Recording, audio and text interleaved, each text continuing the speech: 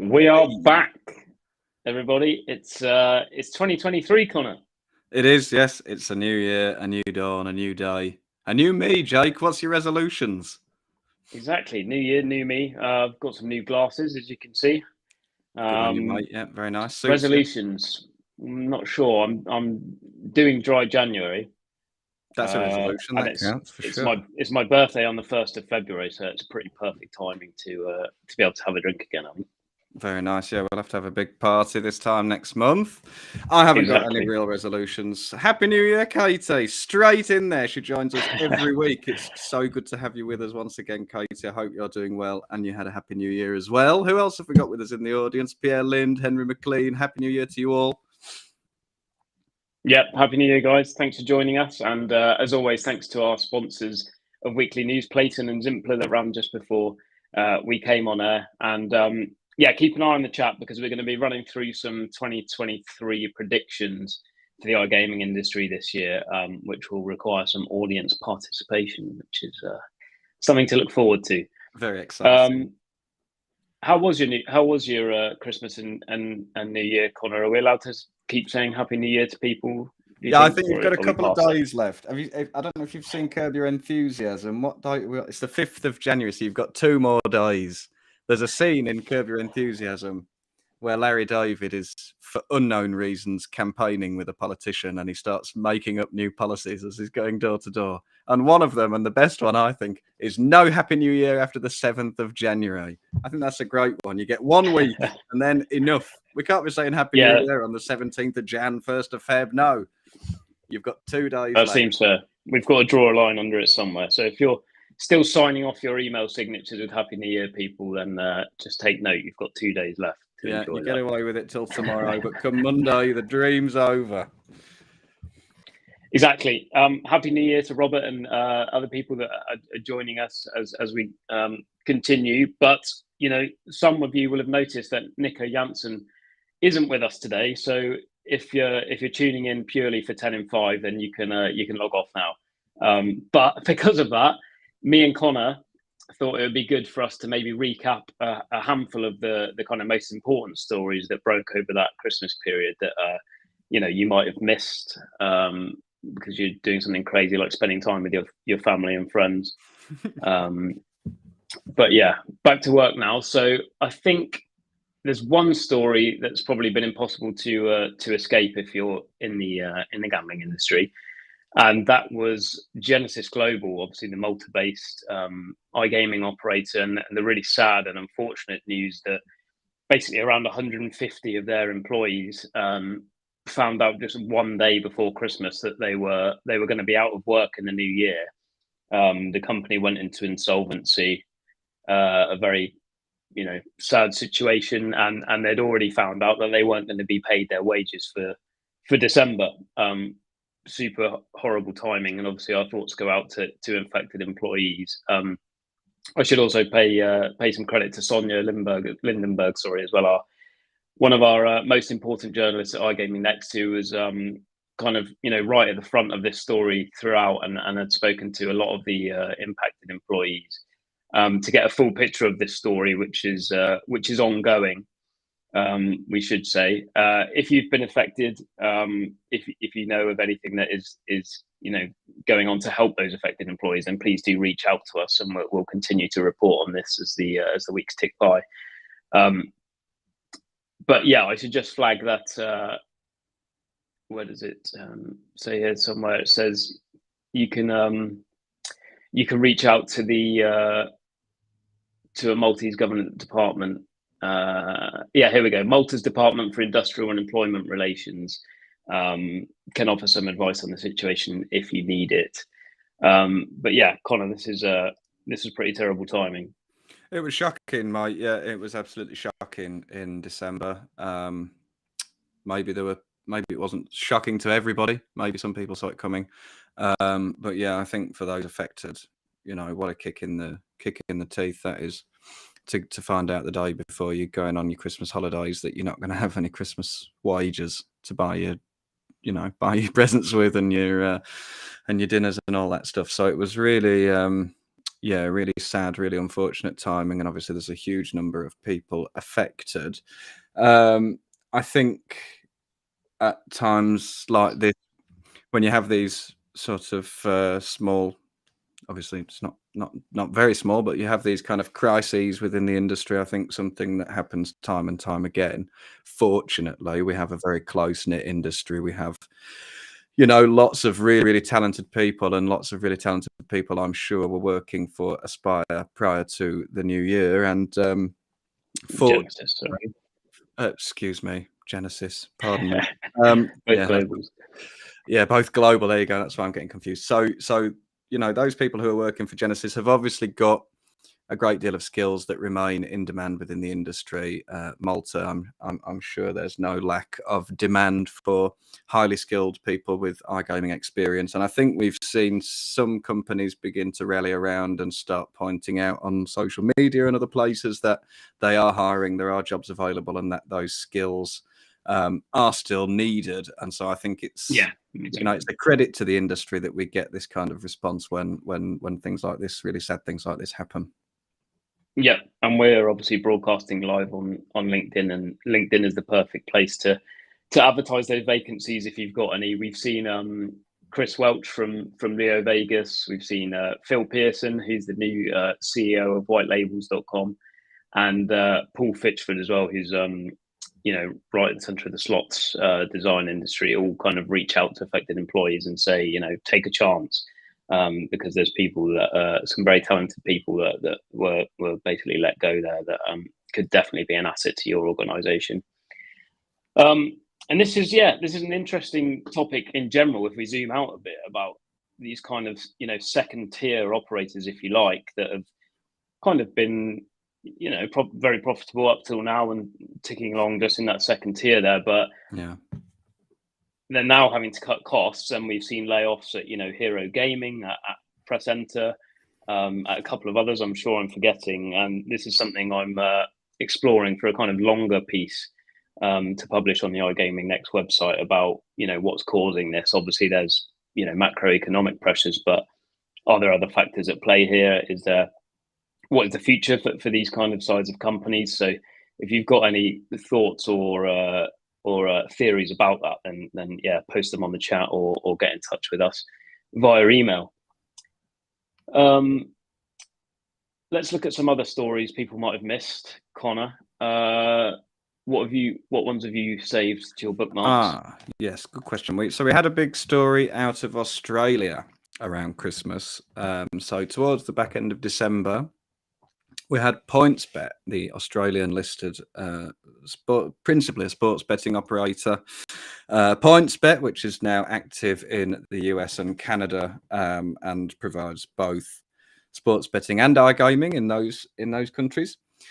PointsBet confirmed around Christmas that it was in talks with Betr about a possible takeover, a possible sale, I should say, of its Australian division. Now, let me point out quickly, it is Betr with a B-E-T-R, but it's not that Betr from the US that people were talking about lots a few months ago, the micro betting, Jake Paul, Joey Levy, simple bet thing. The TikTokification of betting, not that one. No, this is an Australian firm, and it's owned by News Corp Australia, along with TechCorp Capital in Las Vegas and BetMakers, who provide the technology for this Australian Betr. Now, they had already made an offer for PointsBet's Australian division back in June last year, which was reported to be worth around 220 million Australian dollars, somewhere between 220 and 300 million Australian dollars. That was flat out rejected by PointsBet's board, never made it to a shareholder vote. It was just knocked back. But according to reports from December, and of course PointsBet themselves have confirmed this, the discussions have started again. So who knows what might happen? Seems like it would be a very bold move for PointsBet to offload its Australian division, given that it contributes something like 60% of the group's revenue. However, my feeling, Jake, is that if the price is right for this acquisition, it would be a big risk, but it could be a master stroke for PointsBet. And I'll tell you why I think that. For me, good, because I was going to ask. Good. Well, you don't need to. I'll tell you. So, for me, when I think about Australia, which is not very often, to be honest, and I've never been, but I think in terms of a sports betting and gambling market, you know, I think of it in a similar way to the way I think about the UK, which is obviously that it's a very mature market. It is a large revenue generator. There's a high level of spend per customer in those markets. In fact, I think Australia has the highest globally spend per customer, gambling spend per capita. So it's a massive gambling nation. They love it. And the problem with those jurisdictions is that they are very mature, super competitive, and I wouldn't consider either of them to be growth jurisdictions at all. And I don't think many people in the industry would nowadays. The competition is so fierce. As we all know, when you go into a market with experienced punters, you open yourself up to all sorts of bonus abuse and all this stuff. So these markets are really tough to operate in. And I think the fact that it's not a growth jurisdiction for PointsBet was reflected in their latest financial results. I'll wrap this up quickly. Sorry, Jake. Which was for calendar Q3, which is PointsBet's financial Q1. But let's not complicate things. It's the 3 months until September last year. So net win, which is the kind of the way they present their revenue, their net win from Australia was down 13.5% year on year, and the net win from North America, or certainly the US specifically, more than doubled year on year. So they've got growth rate of over 100% year on year in the US, right, and a negative growth rate of like 13.5% in Australia. So that's why I kind of think if the price is right on this Betr acquisition, it could be a master stroke for PointsBet to inject hundreds of millions of dollars in cash into the business, direct its resources, its staff, its talent, all towards focusing on the US and Canada. And really trying to capitalize on the opportunity for growth there, given that, you know, what's happening in Australia doesn't appear to be particularly positive for the business. The other thing to consider, there's a couple of other things to consider. One, of course, is that Australia has no iGaming, so it's limited in that respect. And the other thing is something else. So there you go. Yeah. Okay. Interesting. I think, obviously, like you say, there's probably more growth to be had in the US because it's a more nascent market. But yeah, I think if we look back at those Q3 results, I think Australia still made up 60% of PointsBet's total revenue. So it did. For them to basically give up that market to Betr would surprise me, especially considering they're an Australian founded and listed company. I get kind of how this would, like, investors might think positively about this, but the American market isn't what it was, a year, 2 years ago when investors were crazy for it. I think there would be a lot more doubt and questions asked about that now. And I think, this report's very clear that they're in discussions. And like you said, the initial bid was rejected. So there's no evidence that it's got any further than that.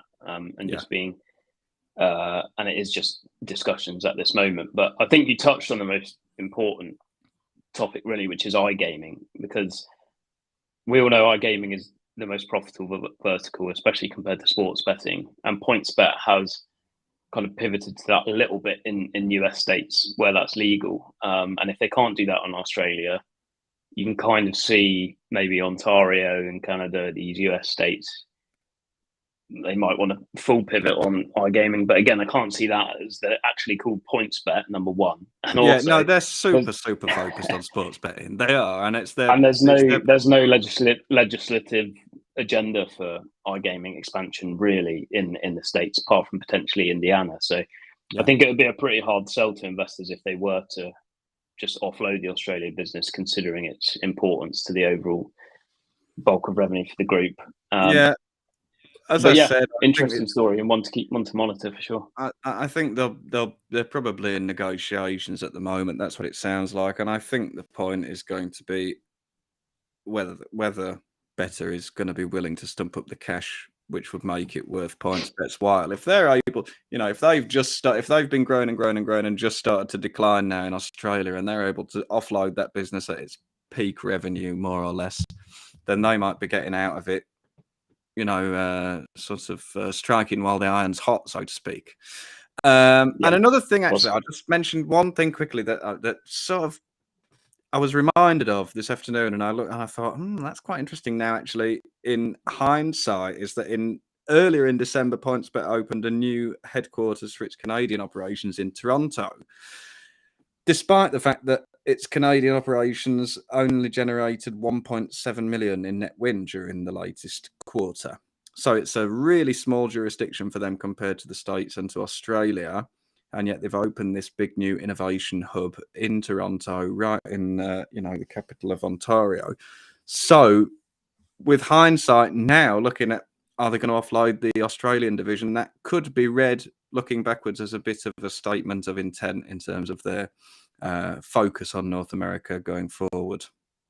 Yeah, just a thought. One other thing that's just occurred to me, actually, that I hadn't thought of before, and it's thinking really big picture and quite speculative, is that they might imagine if they sold the Australian business and then that made them far more attractive to bigger US operators who could then buy the Canadian and US facing PointsBet business without the overhang of Australia and elsewhere.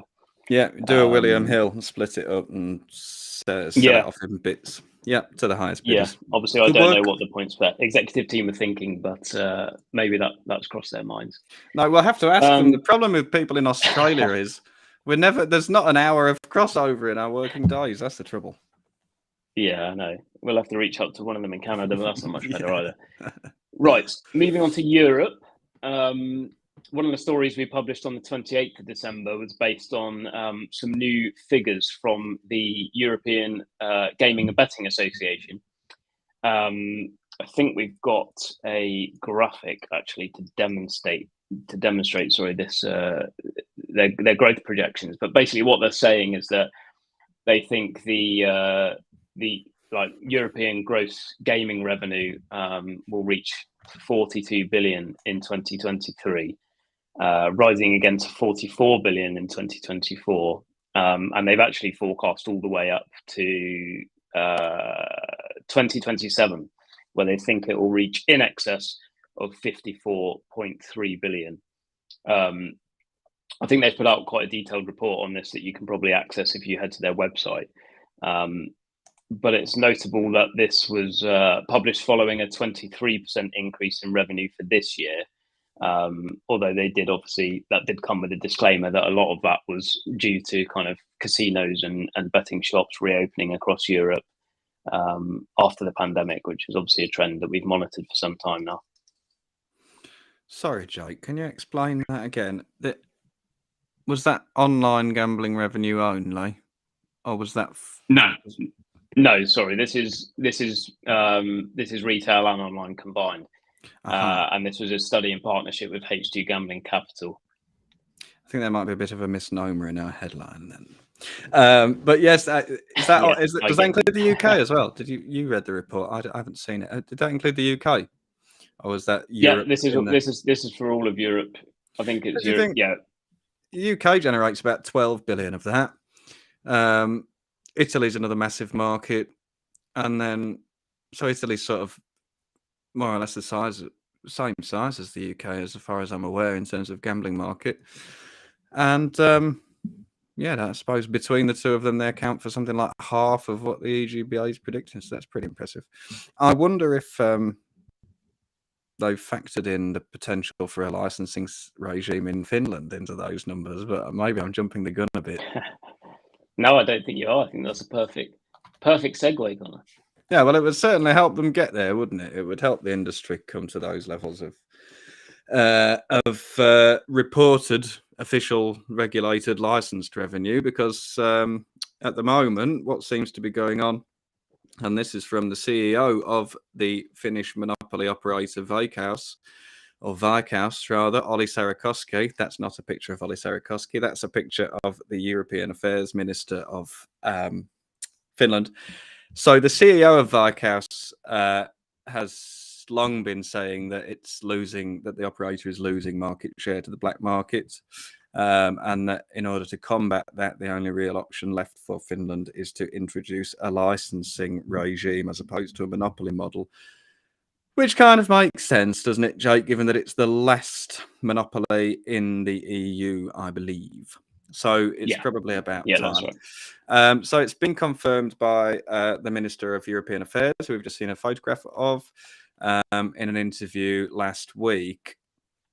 And what's going to happen next is that the Swedish government is going to start a research project and try to determine the timeline for getting that started. So hopefully, I think we might see this year some kind of research and study go on. They'll probably take a few cues from different jurisdictions across Europe, different regulators across Europe.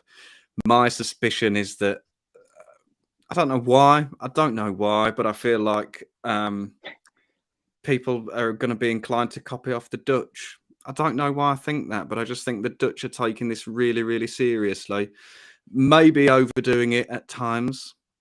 But I think they've done a good job of converting their previously grey market into a regulated market.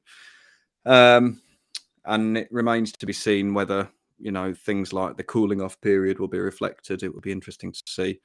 So any operators who have got traffic from Finland at the moment, which is not prohibited as far as I'm aware, it's just not regulated there.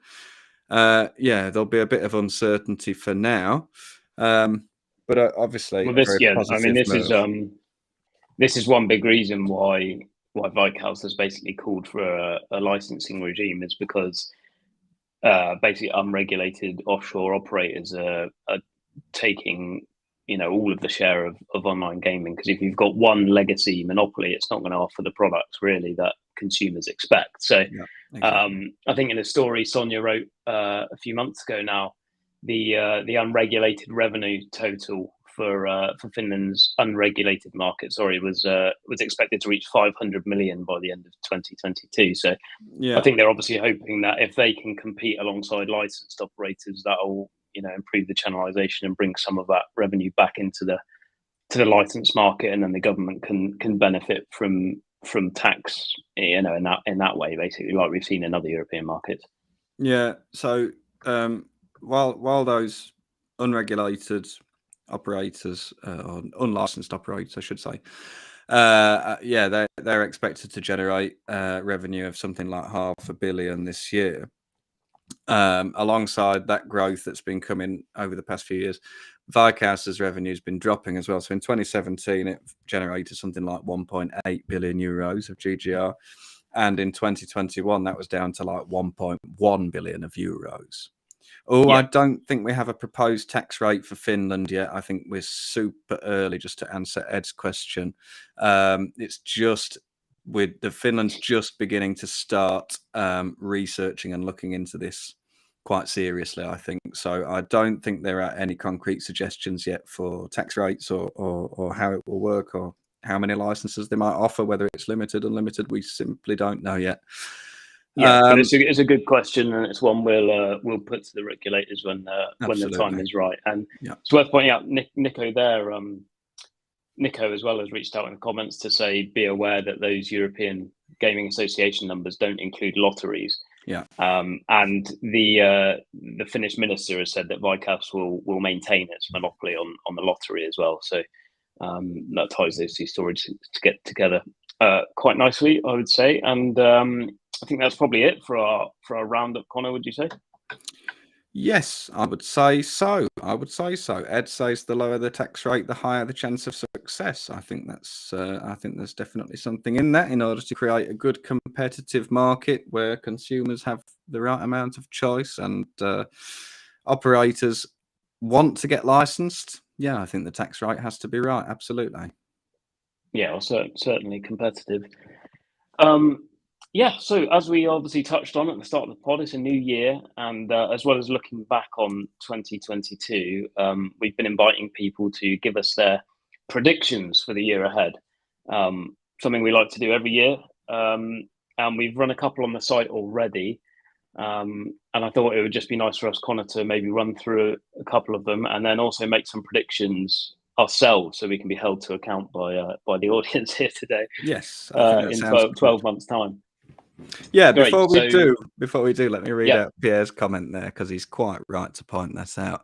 Finland expects, several industry figures have told us that they expect regulation in Finland no sooner than 2025, but hopefully no later than 2026. So now that the government's confirmed it started the process, there's a bit more hope that we might get something in place for 2025. Just wanted to mention that. But yes, predictions. Let's move on.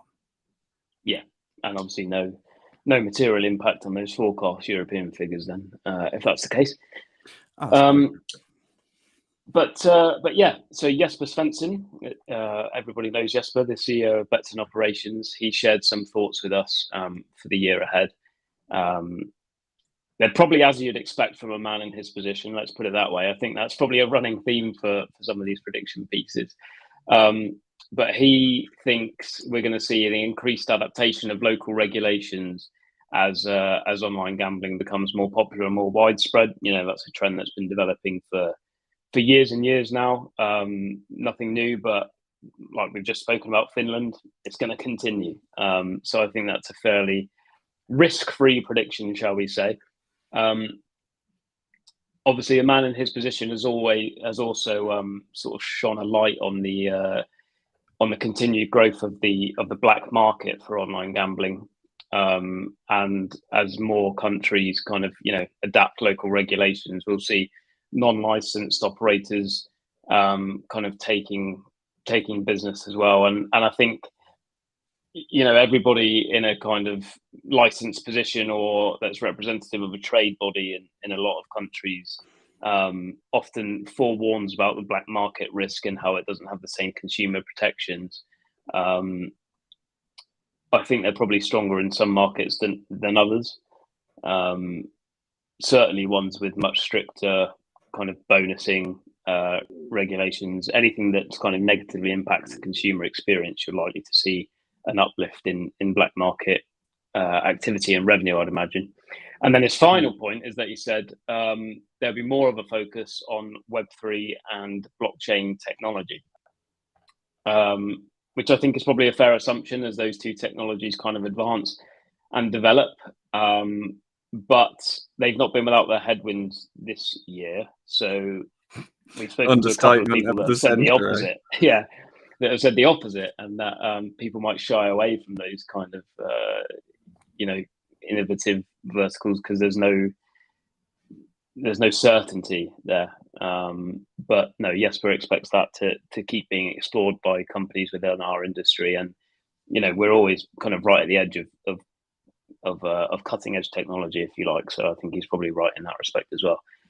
Mm-hmm. Absolutely. Connor, did any predictions on the website take note that you were interested in? Well, we had some esports predictions from Stephen Salz at Rivalry, the esports betting operator.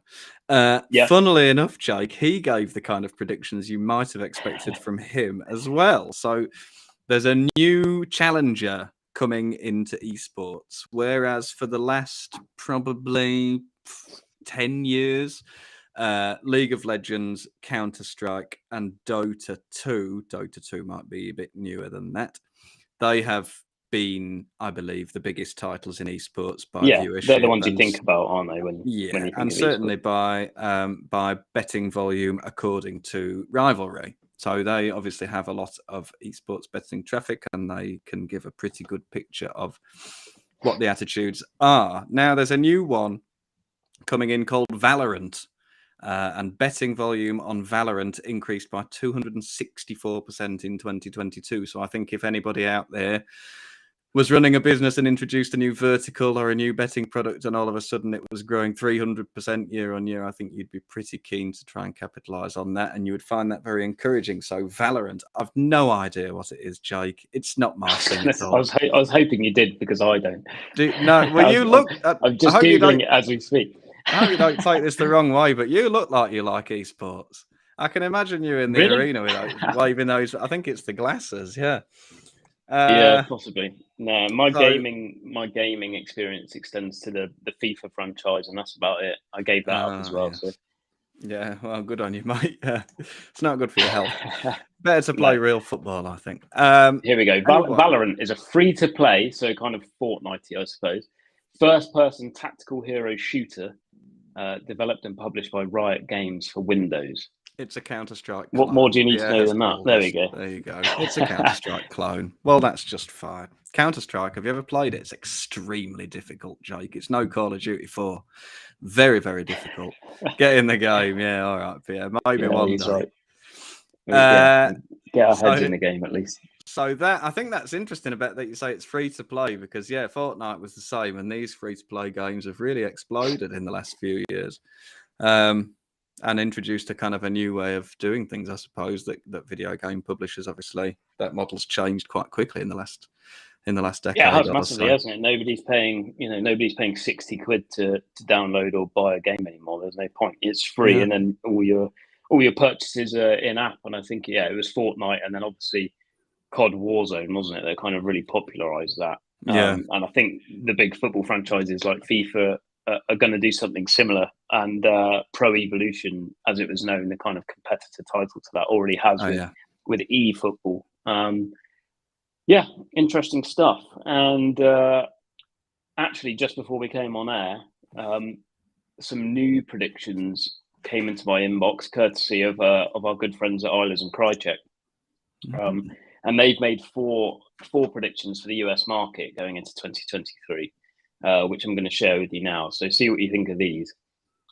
They've been saying this for a while, but they expect Bet365 to make a splash in the US, finally, at long last, with multiple state launches, obviously beginning with Ohio, which we've seen go live on New Year's Day.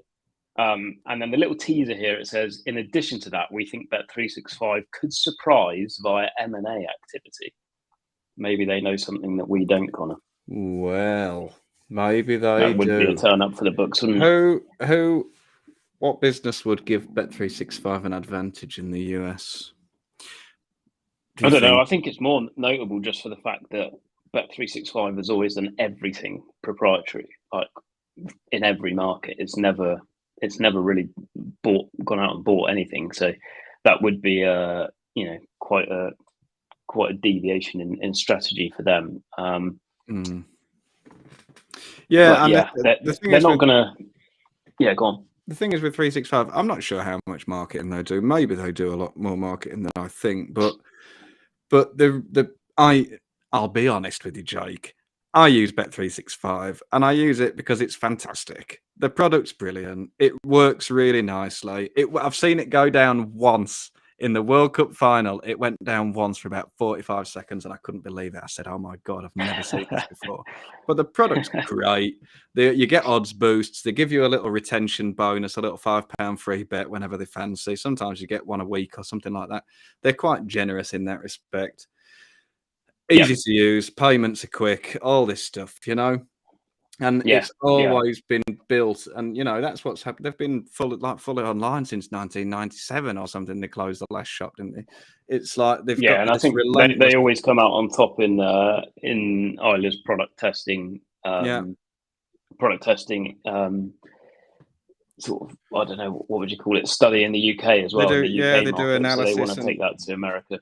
They do analysis and testing of different apps. I was at the Better Collective Bookmaker Awards in Amsterdam last year. Bet365 took home about 3/4 of the awards for being the best bookmaker. They're brilliant, and their product. They have this relentless focus on product, which is super important. Yeah. So it's sort of, I don't know what E&K are getting up to. I don't know what they're trying to suggest. That they're going to buy something, because I can't really picture unless there was some complete sort of strategic pivot going on where Bet365 are going to buy up like media assets in the US and push their brand Yeah, that way. I think you're right. It's not going to be anything product related because they do it best. I think if it does happen, it will be marketing or it will be something to do with localization, just so they can get their brand out there, because that's what's kind of holding them back in the US at the moment, I would say. Maybe Okay, they want to bring a next payment method in house. You never know, do you? We'll see. Yeah. So the next prediction is that a major US online sports betting company will go private. So they're saying somebody will potentially go from public to private because obviously public markets are a complete nightmare at the moment. Investor sentiment has changed entirely. And basically your focus, so much of your focus, energy, effort, everything is spent on doing quarterly reports and kind of, talking through things with your investors, that you could do better off being like Bet365, where you just have a streamlined internal focus on product. So yeah, it's easy to see how they've come up with that, but I don't know how easy it is to just pivot to a private company. I guess it could happen via a private equity buyout, but it's going to be a lot of paperwork in itself just to get that done, I would imagine. Yeah, I don't know how it would work. The first firm that sprung to mind when you said that, but I don't know if this is even possible to list and delist so quickly. But I did think, what about Supergroup, who came in the market? That's exactly what I thought as well. At $10 a share, and now they're sitting at $3 a share and saying, well, we tried, we failed, and we're moving on. It's time to delist. Yeah, having enormous success as a quite secretive, private company across pretty much all markets, and then did a SPAC listing, and we know how most of them ended up. And I think, you're right, they're probably regretting it. So that was the first company that sprung into my mind when I read that as well. Yeah. Well, there you go. See, great minds, Jake. Great minds think alike. Yeah. The next one is sports betting legalization grinds to a near halt. I think we've covered that probably already. That certainly the big states, there's not any movement. We saw what happened in California last year. Texas, probably not going to happen. We've had Ohio, and we've had a couple at the turn of this year, but looking further into 2023, it looks pretty bleak for sports betting and for iGaming. And then the next one I also think is particularly interesting is that they think 7-figure fines are going to start flowing into the US market, because at the moment we've only seen a couple of $100,000 fines for kind of marketing breaches and that kind of thing, as regulators basically try and get their heads around online gambling. But I think especially with the New York Times recent coverage, we're going to see a kind of laser-like focus on the gambling industry this year, and that could lead to fines kind of more in keeping with the ones that we see in Europe, in the UK, and Sweden, jurisdictions like that. Yeah, why wouldn't you if you're a regulator and people break your rules? That's what you're there for.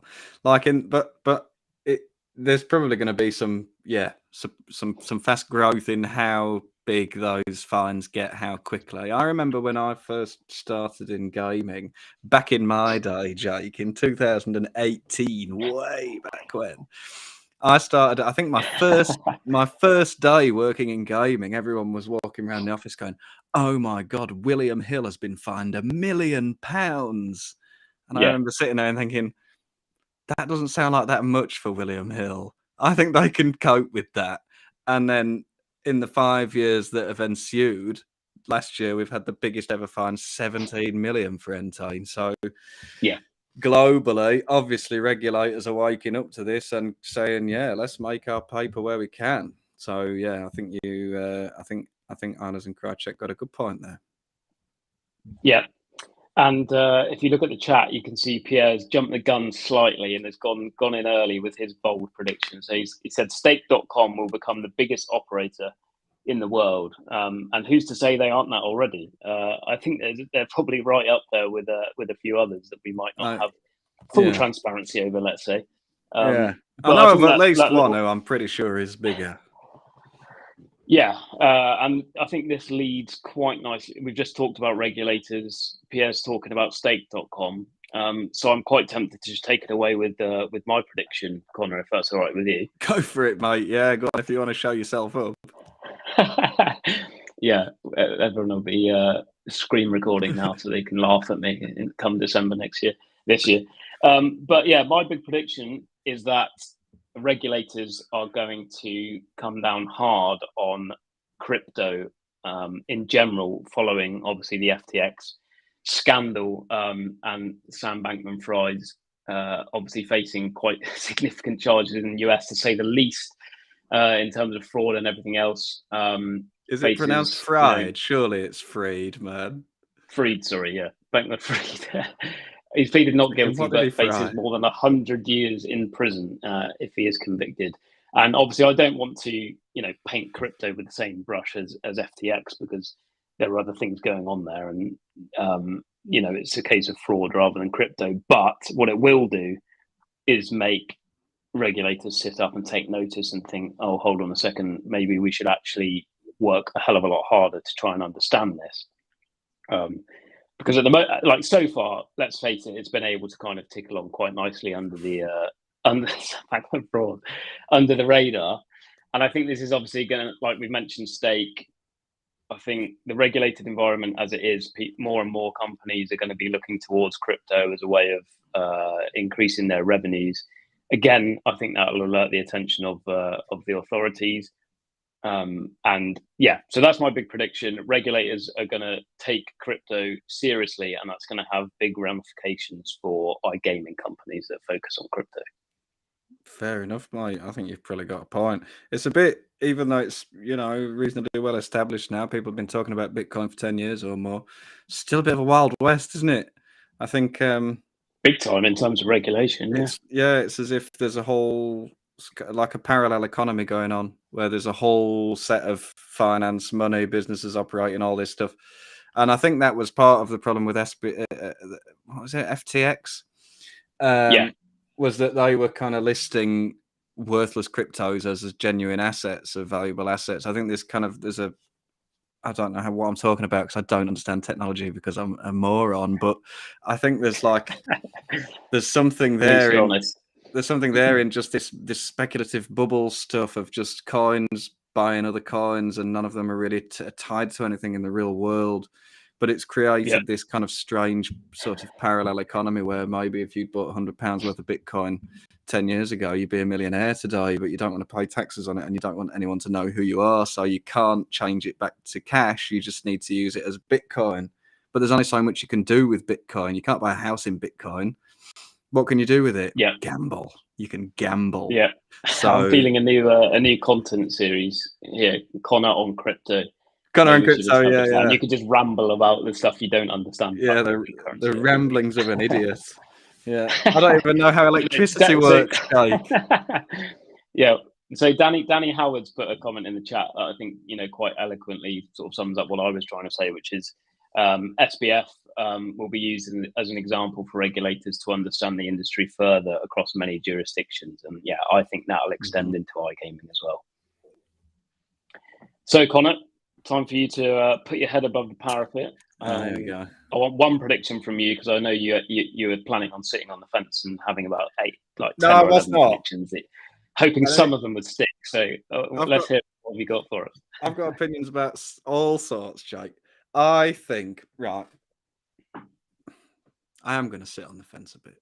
I'm going to tell you what my initial thought was when you said, "What's your prediction for this year?"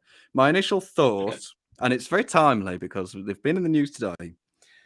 My initial thought was Fanatics sports betting operations in the US are going to crash and burn. It's going to cost them a fortune. They're going to piss off all their investors. Everyone's going to... Are they privately owned, publicly owned? I don't even know. Anyway. Yeah, but they've got loads of investors, yeah. Yeah. So they're going to burn through loads of cash. It's going to be a nightmare. They're not going to be able to take market share from Flutter. Like what? On your own platform that you're building on MLCO software, you're going to go and compete with FanDuel. Anyway, I think they're gearing up for a living nightmare in the US. I think they're gearing up for that. However, this is where I sit on the fence, and this is where I temper my prediction, because the real prediction is if they try to enter the US market in the same way as other operators are currently doing, then they'll crash and burn. So the real prediction is either they're going to do something really differently and make a success of it, or they're going to mess it up. Kambi didn't pay me to say this, no, but I have met some very nice people from Kambi in the past, but not recently, Pierre, I can assure you. So just to add some context to what Pierre's talking about there, obviously, like Connor said, the news broke this morning that Fanatics has chosen a Melco source code to build its US sports betting product on. And a lot of Kambi investors were hoping that they would instead choose Kambi. They didn't, and the share price dropped quite significantly this morning. Was it? But yeah, Connor somehow managed to sit bang in the middle of the fence there with that prediction. So on the one hand, it could be good, but on the one hand, it could be bad. Is basically what I said was either they'll crash and burn, or they'll have to do something super different. Prediction 2023, Connor won't be on Fanatics Christmas card list. It's fine. I have no interest in sports merchandise. No, but I know what you're saying, because a lot of people have obviously said, there's a very established kind of top four in the US, and some people that are much smarter than us have said if it's going to be broken up, then Fanatics might be the company to do that. But you're saying you're calling bullshit on that if they go in. Yeah, if they go in with the same strategy that we've seen, cost billions of dollars in the US already. So what strategy could they use in your view to make a success of it? I assume you're talking about the kind of merchandising database that they've got already, or they've got a massive database. Well, I mean, they're a recognized brand. They've got millions of customers. Maybe they decide not to spend a penny on sports betting marketing. Maybe they decide to do it all on a revenue share basis through affiliates. Maybe they only advertise to their existing customers, or, there are things they could do. Maybe they put betting kiosks in the shops where they sell jerseys. I don't know. That's the really interesting thing for me, is that then they've made very clear that they're not online only, and that retail is going to be a massive part of their plan. Buy a New York Yankees hat, get a $10 free bet. Yeah. Now you're a customer. Yeah.